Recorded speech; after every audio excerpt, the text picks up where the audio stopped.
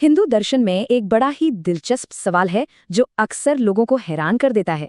सवाल ये है कि महान तपस्वी भगवान शिव के भक्त आखिर इतने अमीर क्यों होते हैं। और उलझन तब होती है जब धन की देवी लक्ष्मी के पति विष्णु के भक्त अक्सर गरीब दिखते हैं।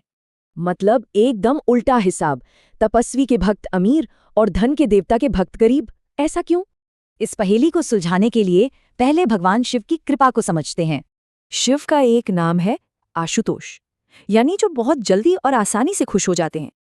और जब शिव खुश होते हैं तो उनकी पत्नी देवी पार्वती भी खुश होकर भक्तों को खूब वरदान देती हैं। भस्मासुर की कहानी से शिव का ये स्वभाव बहुत अच्छी तरह से समझ आता है। देखिए, कहानी साफ बताती है कि झटपट मिले वरदान के नतीजे कितने खतरनाक हो सकते हैं। तो ये तो हुई शिव की बात।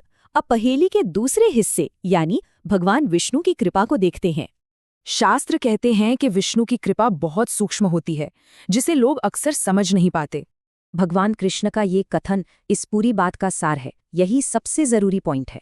इसका मतलब है विष्णु धन हटाकर सांसारिक मोह खत्म करते हैं ताकि आध्यात्मिक तरक्की हो सके।